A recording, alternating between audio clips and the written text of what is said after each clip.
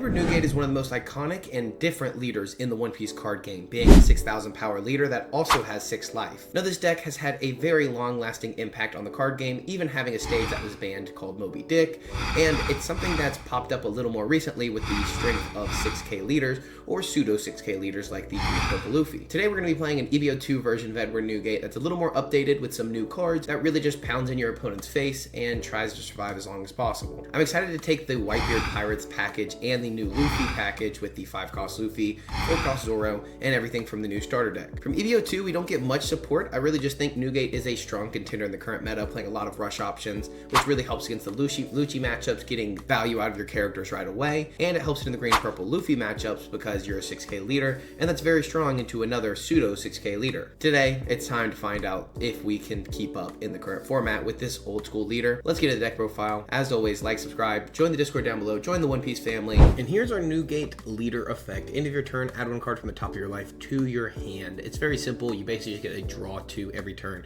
You get to be a 6k leader, which takes your opponent a little off curve, and you have 6 life, so this leader is very strong. It was very strong, especially in the OPO2 format because of Moby Dick and all the support. I mean, it was very early in the game, and you had some great options in the deck list, and we're going to go over some new great options that are added into the deck list, like Goldie Roger. Goldie Roger is going to be our top end for the deck, and it's only ran as a 2 of, but you do go down to 0 life very easily, so then you can kind of win the game back using Goldie Roger, especially if you can play things correctly. Rush, when your opponent activates a blocker, if you or your opponent has 0 life, you win the game. So it can literally just win you the game at the end of the day. So I think Goldie Roger is an amazing option, and just a 2 of in the deck. We're going to go over mainly our other top end, which is going to be the Ace, which also came out in OPO2. Give 2 of your opponent's characters minus 3,000 power, and if your leader has the Whitebeard Pirates type, this character gains Rush. So it's a very strong Rush option in the deck, being a 7/7, giving 2 characters minus 3k, really allowing you to control the board in situations where you need to, or allowing you to rush in at your opponent, maybe lower the blocker power, and then swing in very aggressively. After this, we kind of just go through the rest of the package because there's not much more top end other than the 7 and 10. We run EZO, which just gives a rested Dawn to one of your leaders or characters, and then once per turn, when your opponent attacks, you may trash 1 card from your hand, give one of your opponent's characters or leaders minus 2,000 power, guaranteeing a 2k counter in a deck we play a lot of bricks in, which is easy to break up. We have the Sanji 2k counter, which just adds 1 card from the top of your life to your hand and gives this character plus 2,000 power. It's a searchable 2k, that's just about it, but it can also help in some situations, niche situations for sure, but it can definitely help in certain situations. We have the Nami to search the top 5 cards for Straw Hat Crew type, the Sanji, which gets plus 3,000 power on your opponent's turn and on KO draws a card, Tony Chopper, which gets plus 2,000 power and is a blocker on your opponent's turn. We have the other Tony Chopper, which is a 1-cost blocker, but can definitely save you in a lot of situations. I mean, you can literally just get out of a 12k swing with this Tony Chopper, so I really like this card in the deck profile. We have the Porcus D Ace, which is a newer card from the ST15 starter decks. This is Rush if your leader has Whitebeard Pirates type, and then once per turn, if this character would be removed by your opponent's effect, you may instead give it minus 2,000 power, so it really helps into the Lucci matchups when you can rush in, give it minus 2,000 power, and keep it on the board, so it's hard to remove and a very good option. We also run the 2-cost Sanji that gives any Straw Hat Crew with 6,000 power or more unblockable, so we can just swing in very aggressively and take the games in certain situations just thanks to the Sanji card. We also run Monkey D. Luffy, which is Rush, and then when attacking, give one of your leaders or characters 1 rested Dawn, which is very strong, so we can swing in for 6 with Luffy, 7 with Newgate on the 5 Dawn curve, and just really pile on with that aggression we were talking about. We have the Roar Zoro that says ×2 Dawn. This character gains Rush, so we can give it Rush in certain situations, but the stronger effect is on KO. You may play 1 red character with a 6,000 base power or lower, other than Zoro, which means we can play out Ace, Luffy, Sanji, Chopper, like so many amazing options here. These are the main targets that you would choose. I mean, you could go for like Nami to draw a card or the other Sanji because, you know, if you need a character on the board, this is a strong option. It's just a low cost option. So if they're able to KO your Zoro, they may also be able to KO your Sanji after. So just be on the lookout for that. But I think the Zoro card is just so good. We run 4 Radical Beams, which is a 4k counter in our deck very often, 3 of the 0-cost Bad Manners Kick Cores, and 1 of the Gum Gum Mole Gun. The Gum Gum Mole Gun just reads, give one of your opponent's characters minus 5,000, then if you have a character with 6,000 power or more, KO up to one of your opponent's characters with 2,000 power or less. Helping with useless Captain characters, big bodies, controlling the board, kind of whatever you need in certain situations. Pops chump blockers, really just lowers big cards' powers as we said, so definitely a great option as a 1 of, maybe 2 of in a certain deck deck like this, but to be honest, we're more of an aggro deck, going more rush options with the Ace and Luffy, but we can be a mid-range deck. Oh, and the Ace here. This Ace also has rush, but we can also be a more mid-range deck with the Zoro, Sanji, and the Izo, which is kind of why I explained that you can go more protection style, more board control. We have a lot of counter because of how strong Radical Beam is in this deck, because we don't play too many big bodies, so we usually always have the extra Dawn. And we also have that secondary effect of Izo to trash a card and give one of your opponent's key characters or leaders minus 2,000 power, which really helps on a deck that really breaks up, because now this turns other Izos in hand into counter, the Tony Choppers into counter, the Luffy's into counter, the Aces, the Goldie Rogers, any Rad Beams or Gum Gum Mole Guns if we don't have the ability to use them, like we don't have the Dawn for Radical Beam or we don't need the Gum Gum Mole Gun, that turns these into counter as well. It also, we can use the zero cost event because we just run so many bricks. So I'm excited to see how this does in the EB02 format. Again, there's no EB02 cards in here, but it's a strong contender in the current meta. So let's just see how we do on the sim. All right, we're gonna take game one versus Purple Black Luffy, who we have seen get a lot of support here recently. Usually I like to go second here, so I'm gonna keep with my curve, even giving them their curve. I believe this deck wants to go second, so we're gonna keep this because we have a searcher early. I think we're gonna go second because we take less life less quickly, and usually we like a good even curve. I honestly don't know with this build too much yet. We could look at the top of the deck. We could grab the 1-drop searcher. We could go for a Radical Beam later. I think a 1-cost searcher against Purple Black Luffy is probably good, just because having a searcher on the board is always a good option. Now, triple Nami is good for counter, but honestly not a super big need. So we got all Sanjis in hand, if you really look at this. I mean, it's Nami, but it's Sanji. We have 5 Sanjis in hand, which is really some sim shuffling to say the least. I mean, we all know how the sim really is. I enjoy a little sim shuffling, makes my life a little easier, but it doesn't really make sense here. So we're gonna counter out of this aggressively here with the 2K Sanji, and then we're gonna play down a Sanji. And then, are we worried about removal? They're going into 6 Dawn. Ooh, they could pop our character. I'm actually going to play out the 4 cost because this is a black deck.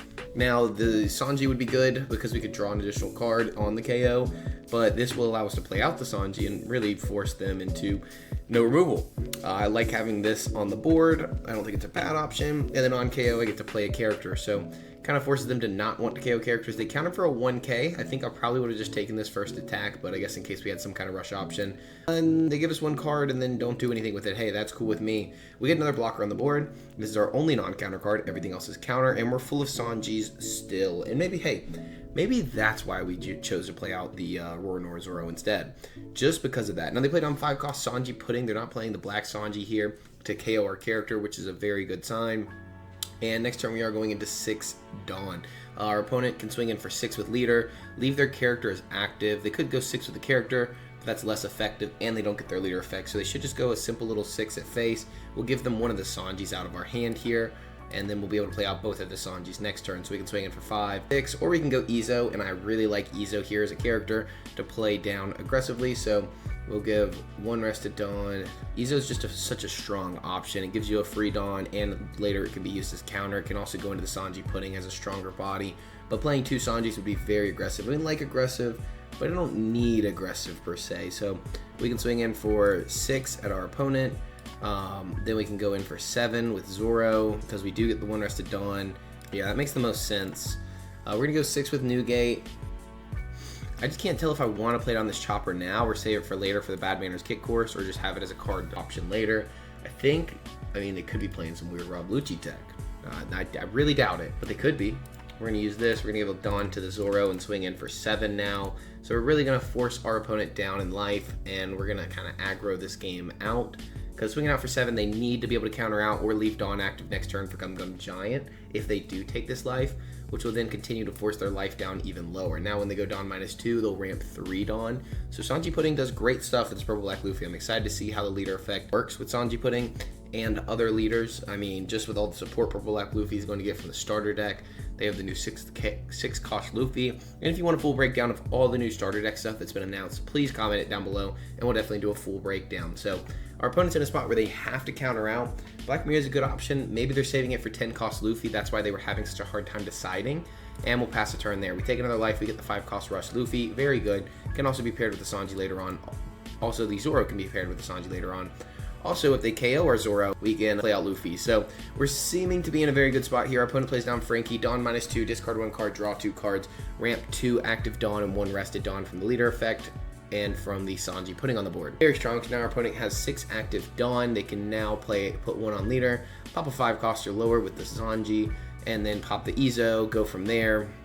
A lot of strong options are on the board. With this being a Sanji pudding deck, I don't know that they're playing as many of the 5-cost Sanjis or any at all, or if they really play much removal. Usually this deck used to just run off of Gecko Moria. We have a motorcycle outside the house being very loud. So this used to just run off Gecko Moria, stalling out the game and trying to last as long as possible, as many of the Luffy decks did that were part black, like black-yellow Luffy, just trying to survive and put on pressure and face and survive and survive and survive. Our opponent's faced with a tough decision here, it seems like, so let's just wait until we see what they do next.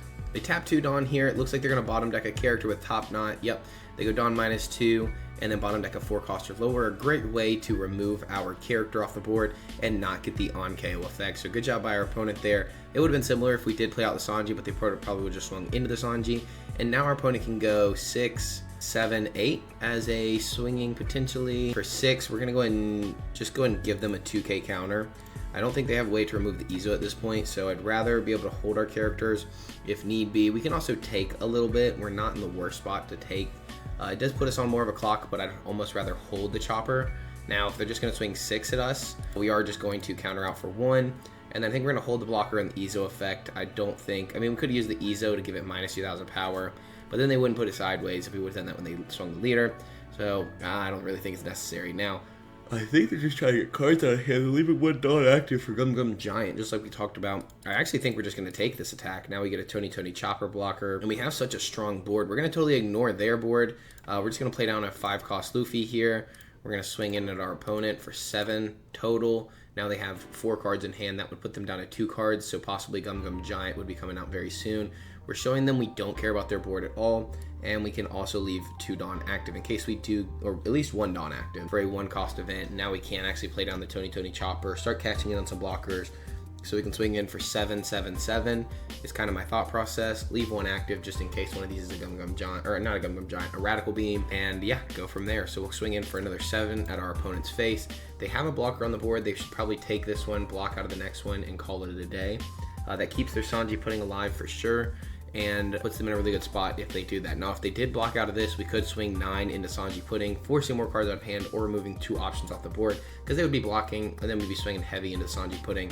But they do the correct play here and take, so we're going to just swing in for another 7 at face. We were really basing our turn off that decision right there, and they chose the correct decision in my personal opinion. Now we have a ton of counter in hand, we still have the Izo on the board, and we're going to be holding 2 blockers, so we should be very, very safe here. The strength of this deck is the 1-cost blockers. Now, they choose not to block up, which is okay. I don't blame them. Now we get a 1k counter to hand. Basically just adding more cards. We're very safe here. Even if they played a 4-cost Rob Lucci, KO'd both of our blockers. I mean, they only have 3 Dawn after that. They have to get through 1 life and all the counter we have in hand. And at that point, I think they're just cooked unless they have a few Gum Gum Giants. We've only seen 1 Gum Gum Giant out of hand, and I think only 1 2k counter. 2 2k counters here. So I think we should be in a very safe spot. They're down to 7 Dawn total because they did use the Top Knot. They did use the Frankie and the Top Knot. So that was Dawn -4. They ramped 2 back, 3 back total. So they're down 1 more Dawn than they should have been, I guess is the best way to put that. They go Dawn -1 for Luffy Taro. Luffy Taro is a very interesting tech option for Purple Black Luffy because many people aren't playing Luffy Taro anymore. This does lose 2 cards in hand. So they Dawn -1. They play out these Roar Zoro. They return 1 Dawn. Ramp 1 is active.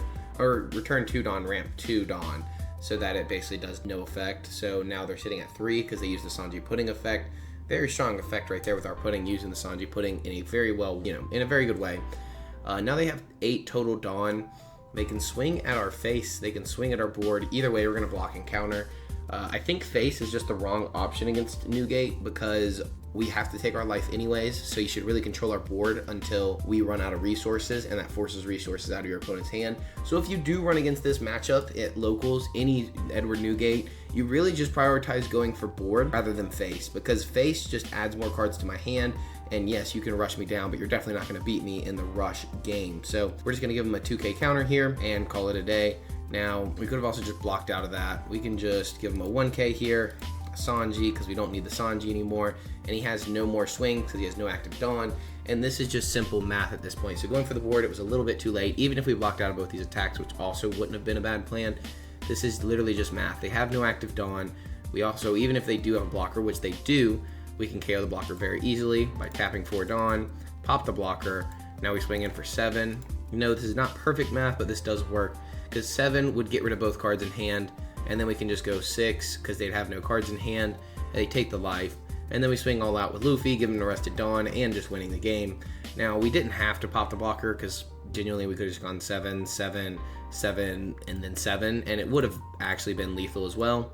We're going to give all the Dawn. Oh, we're going to give all the Dawn to Luffy, swinging at our opponent's face and just end the game. But hey, let's just quit early like they do because they don't give us the satisfactory of beating them. My boy Vegapunk, I think this is going to be a hard matchup for Newgate, actually, just because our opponent can prolong the game for so long and continue gaining life as we do not. We lose life very quickly. We're on the 2 Dawn curve, so I think we're actually going to keep this hand for the blockers because we can go double blocker early. We're going to get a lot of resources from life anyways, and I don't mind going double blocker against Vegapunk just because it's going to help with the slight aggression our opponent will have.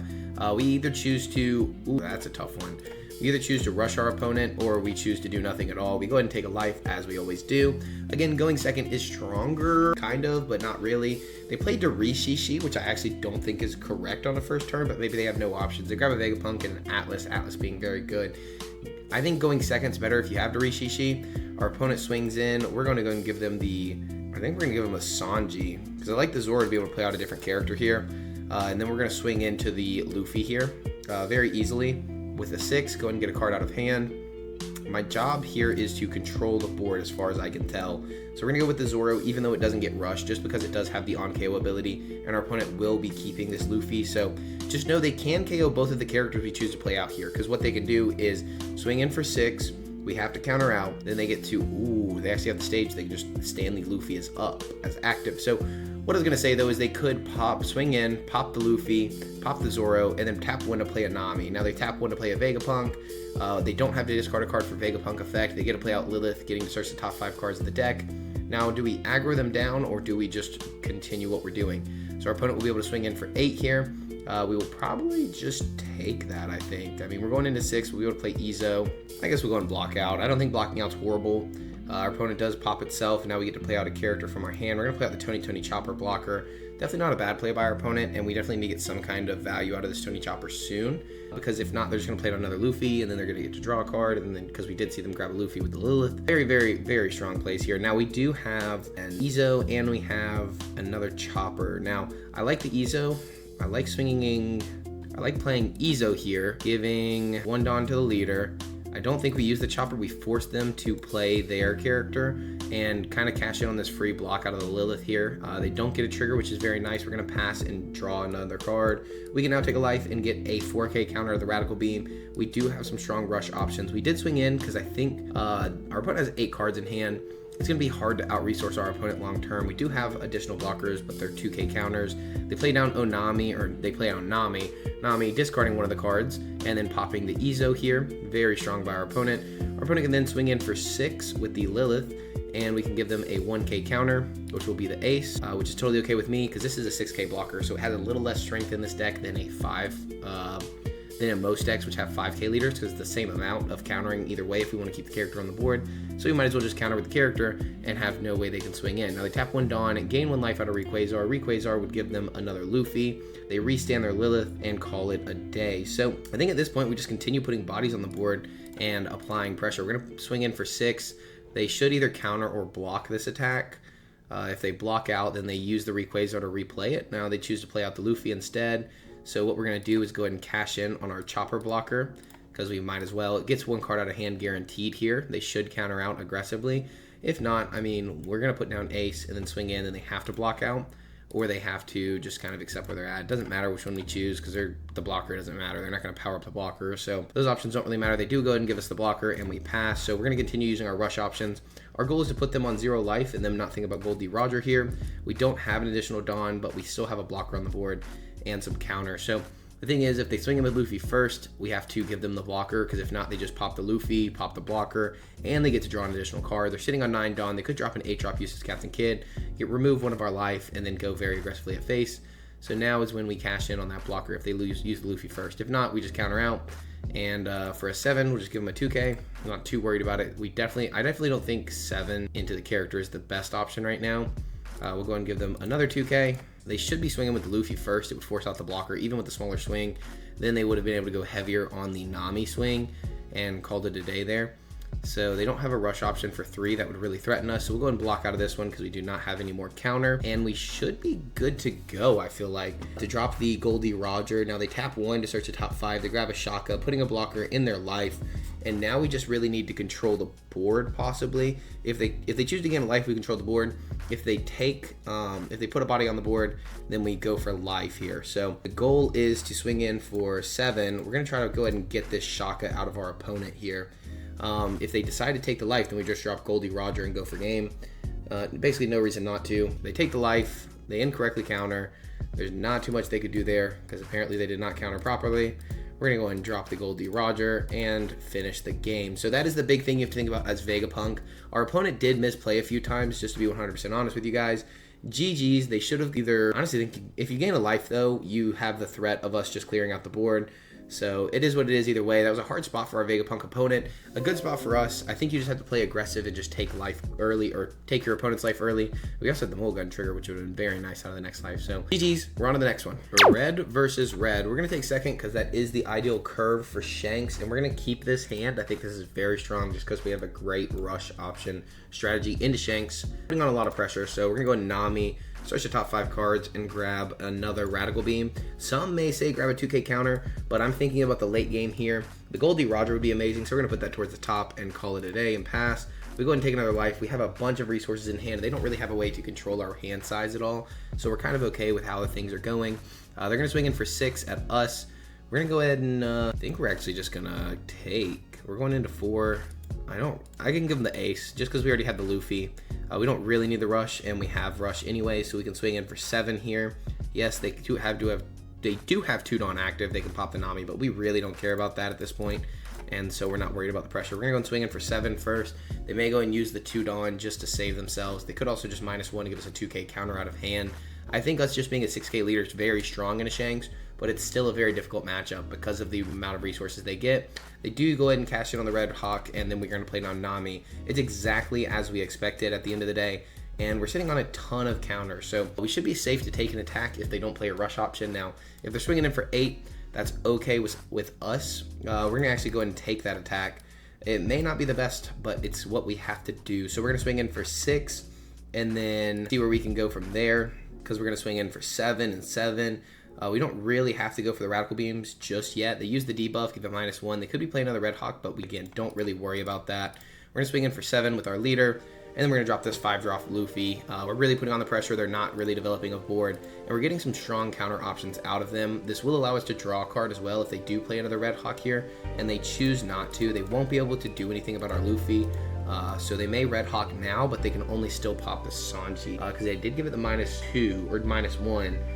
So it's a 4K character, and I'm pretty sure Red Hawk pops a 4K or less. So if they do use that effect, they can pop the Sanji, they can't pop the Luffy. Very good for us. We also have the 0-cost event now. We will be taking another life, so Radical Beam will be live. We have more rush options, and we pass our turn. So we get a Nami out of life. Nami is good, but in this situation, we have most of the Straw Hat crew in our hand that we want for the late game. So it's not necessary per se to use the Nami. We could filter through some strong Whitebeard Pirate options we haven't seen, like the 7-drop Ace, or even the 10-drop Goldie Roger, which we did already filter over. So this is a position where Nami is not as strong to use in case you ever have those questions of how you see the pro players sometimes not use their searchers. I would personally choose not to use my searcher due to the statistics of drawing into a Whitebeard Pirates that we want and then bottom decking the ones we do want as well. So you have both sides of the coin, and both are not in our favor. So I'd rather draw into it rather than bottom deck it. They play down the Ben Beckman, they get rid of our character. They go 5 into 3 here. I'm thinking about countering out of this just to leave another body on the board because we'll be able to draw a card on the KO anyways, and we have a ton of power here. So we could go 7, 7, 5, 1. Yeah, we can go 7s all across the board here. We could also just go 6 to get the leader effect and a card, but I like 7 here. It's just going to be very, very valuable. a lot of pressure. Our opponent can't get out of every 7 here, so it's going to finally start pressuring them and putting cards out of hand. We drop another 5-drop Luffy. We're going to swing in for another 7. We could have gone 8, but I want to leave up for Radical Beam. We could also just drop the 1-drop Chopper, but they're not on 10 Dawn, which is where that's very strong. So we go ahead and pass and draw another card. That's going to help with the 10-drop Shanks, though, having this 1-drop Chopper next turn. And we still have another Rush Luffy. Having this many Rush Luffys is very, very important. And us grabbing the Radical Beam earlier is going to also be very important. So just know, I think we've set ourselves up in a very good position. Although they do have 10 cards, they have no life. They don't have a blocker on the board, so they may be able to Lucky Roo here.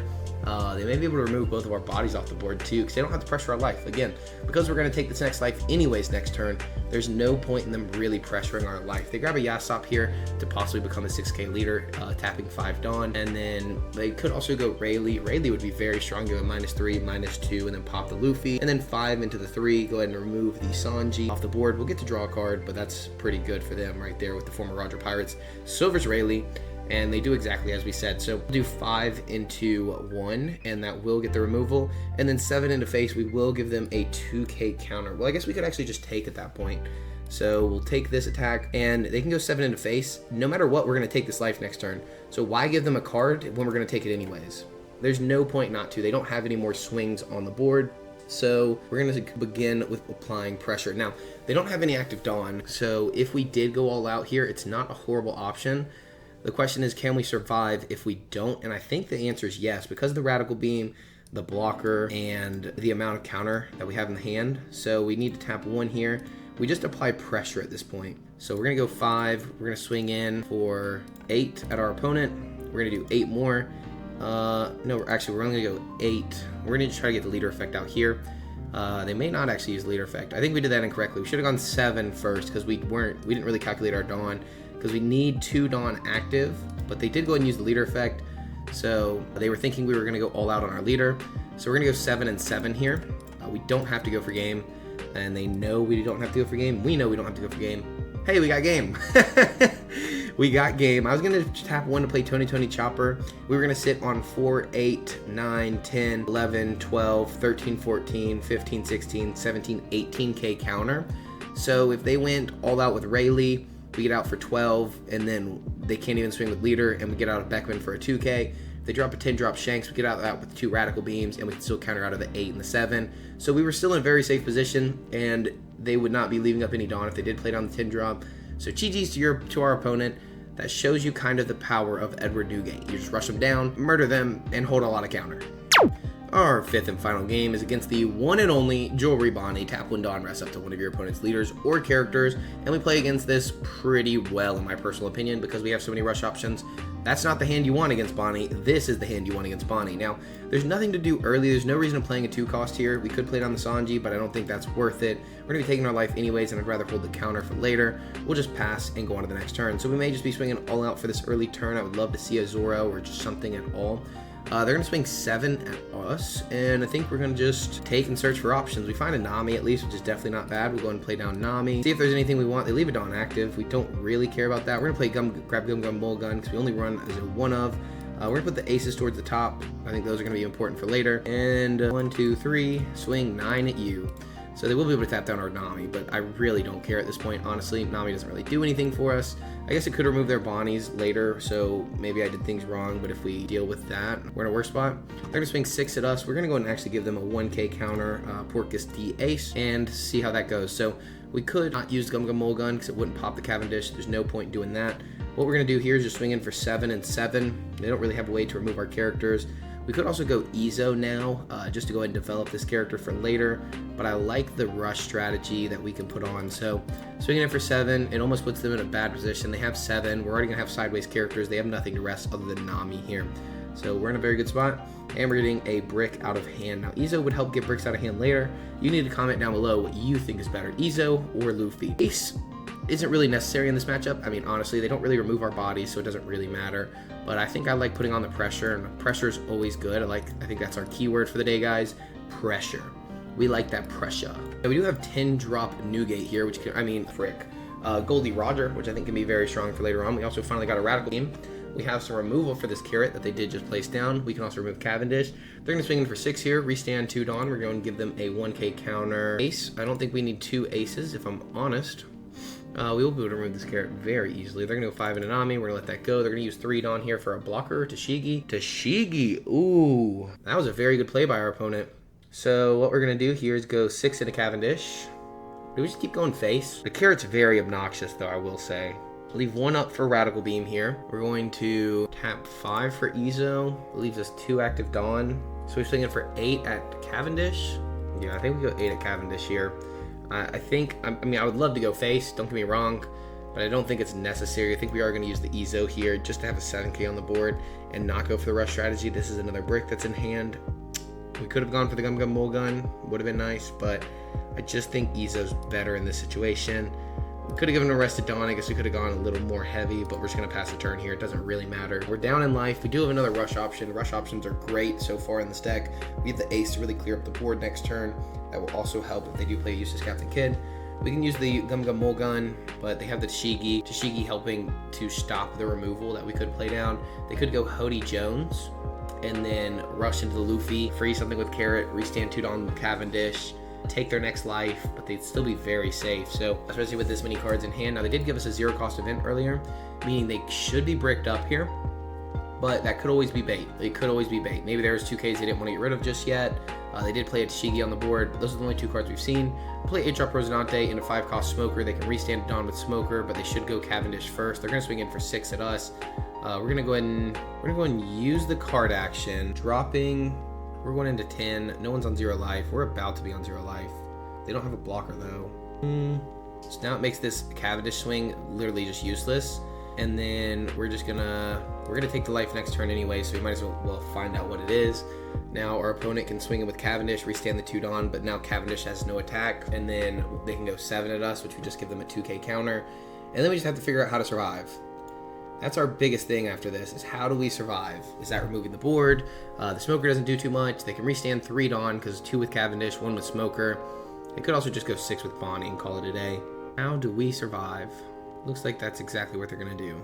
We're going to give them the ace from hand. Sitting on a lot of counter here. They restand 1. Did we go for clearing up the board here? I think so. 6 into 3. They were to rest down one of our characters, but it didn't really matter. We should have swung the 7 first, and then we would have gotten a 7-7. That was actually just my misplay there. Now they let that go. We don't have 2 Radical Beams, so we're just going to go 9. We need to clear up the board here just a little bit. We do get rid of the carrot. We actually will have 3 swings next turn. If they go for lethal, we shouldn't lose, but we will. I think mathematically, I don't think there was a way out of that. Even if we went for game, there wasn't a way to rush in with 3 bodies and not lose, because they were going to be able to rest down 1 character. Now they go 9-drop Shanks. They pop the Ezo. I mean, I get it. They restand 1 Dawn with Smoker. Now they can't restand any more Dawn. We're going to go ahead and use the Radical Beam, get out of that attack. And I think they messed up because the Cavendish does not restand any Dawn. They don't have any active for Tool Reap Bonney, and that's just a misplay by our opponent. I mean, you see it happen all the time. It's not the first time something like that has happened. So nice try by our opponent here. We're gonna give them a 2k counter, and they don't have any Dawn for blockers or anything like that. So we should just be safe to go in. What is the math here? So 5 would get us another swing. Do we need another swing though? Or is it better just to go like 9, 9, 11? So 9, maybe 10? 9, 10, 10 does not seem great. So I think using the Rested Dawn is stronger in this position. They don't have any extra Dawn, so we're safe from that. We're going to swing in for 7. That's our opponent's misplay, you know. Can't play around it ourselves. I think just going a bunch of 7s is going to be a little stronger here in this situation. We're going to give 1 more Rested Dawn. We do think they're bricked up. They show us right there that they're not. So now we just go 9 and 9. Or is it better just going more 6, 7, 7? So 9 and 9 would be 2, 2, 1, or I guess they take, and then 2, 1, 1, 1, 1, 1. Or would it be better to go 7, 7, 7, or 6 would be a 2K, 7 would be 2 cards. I think it's better to go 9 and 9. I think they just gave us 2 2Ks. I think it's better to go 8 and 10. Let's go 8 and 10. Let's see which one's better. They take, and 10, 2, 1, boom. It didn't matter as long as we went 8. 9 and 9 would have worked as well. But you never really know. What we were basing that whole effect off of was the 0 cost spent earlier and the lack of 2Ks. We saw them drop 2 2Ks right there in that situation, so we were thinking they didn't have many 1Ks. So yeah, GG's to our opponent. We did take down Jewelry Bonney. And yes, they did misplay at the end, so they probably would have won if they did not do that misplay. Let's be real, guys. But that's on our opponent, not on us. Well, that was Edward Newgate in the EB02 format. I think you could see we took on dub on dub on dub. I literally just played the 4 or 5 games we played today. That was it. So nothing was cut. There's no missing matches. Everyone sometimes hates and doesn't watch my other videos, seeing that we do show our losses. We did not lose today. So we also didn't play against Green Purple Luffy like I usually always do for EB02, but they were just getting picked up so quick on the sim, and I couldn't just find one. So GG's to all our opponents today. Join the Discord. Please comment down below any of your thoughts on the deck, even good or bad. I don't care. You push the algorithm, you let more people find me, and that's all I care about. I'll see you the next one. I'll see you this weekend, or this week, for the Treasure Cup, which is tomorrow. I'm going to be playing at my local Treasure Cup, and I will be making a video on this for this week. I'm also going to see you guys at the Orlando Collecticon. So if you're going to Orlando Collecticon, please come out and see me. I will definitely be seeing you there. I'll be vending. I'll have it on our Instagram and in the Discord on where I'll be at. So I will see you very soon, and peace.